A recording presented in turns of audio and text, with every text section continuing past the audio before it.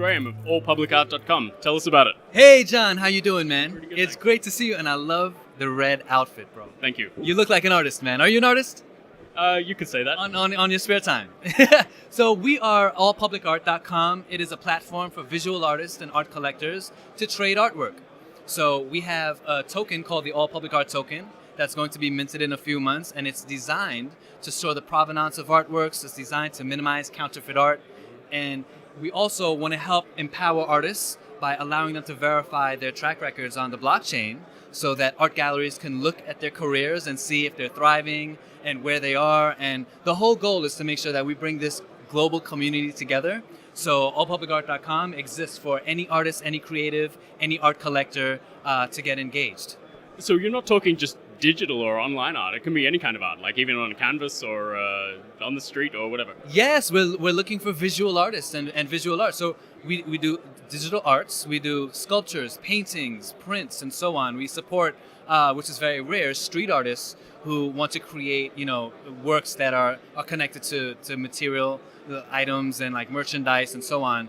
We have fine artists from studios that share their artworks all the time. So people from all over the world. We have thousands of artists on allpublicart.com where we've got works in over 50 countries. I mean, it's really exciting. And all an artist has to do is post their work of art up, and then art collectors are looking at the works. We have art galleries and art consultants checking it out as well.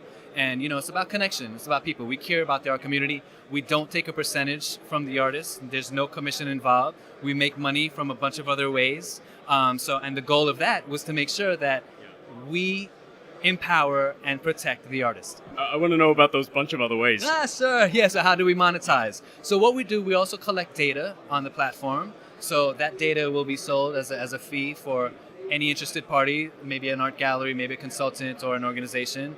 We also have a structure where we're doing events that are sponsored around the world. We do decentralized art shows and pop-up art shows. We're actually having one tonight. You should come out and film as well. We're in LA.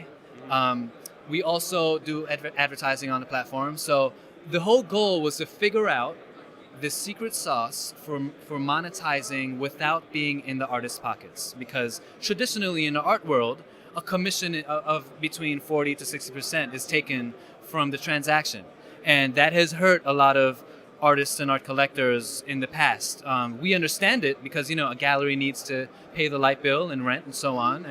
And a consultant needs to eat as well. So we understand that. Fortunately, in this new tech world and with blockchain, an artist can be more entrepreneurial, And what we're doing as well to help the art collectors, the blockchain is a very, it's an immutable, transparent system that allows for very great, secure transactions to be made. And that's huge for the art community. A collector loves that once they acquire a work of art and they're ready to sell the work of art maybe down the line, or their kids might want to sell their work of art. They'll be able to point to that blockchain, point to our system and say, hey, look, this is what happened in the past. Here's our, our appraisal, here's our certificate of authenticity, and here's our track record on allpublicart.com so that you can see that this was a legitimate purchase in the past.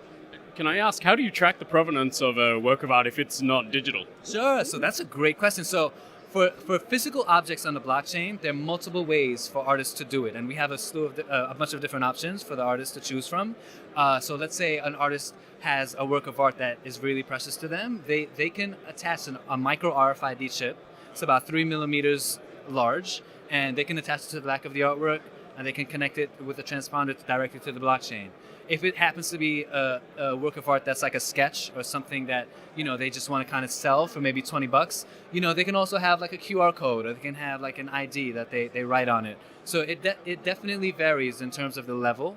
But physical objects are, one of the most challenging things to secure on the blockchain. But our best leap forward is just making sure that what we have is something that's attached to physical work of art. And then what will happen is, if we do happen to have a bad actor, or if we see that there's counterfeit art happening, we will at the very least be able to track the history of what happened, who was involved, and we might be able to point some fingers and get to the bottom of it. And that might deter some people from being involved in our marketplace and within the marketplace that blockchain is involved in. Okay, when you say blockchain, which platform are you on? So we are ERC20 token, We haven't chosen just yet, so our tech team is still working on that right now. So we're going to figure that out, yeah. How can people get in touch with you? Sure. So come check out allpublicart.io for the token sale and for all that's happening. Right now we're in the private pre-sale, and we're looking to start the token sale really soon. So there'll be updates on allpublicart.io for when you guys take a look. And for registering on the platform itself, it's allpublicart.com. So it's very easy to sign up. All you have to do is click a few buttons and you're on, and you can check out artwork. Tell all your friends and anyone you know, because it's a community of creative people that just want to support each other. That's all it is. Yeah. All right. Thanks for talking to us. Thank you so much.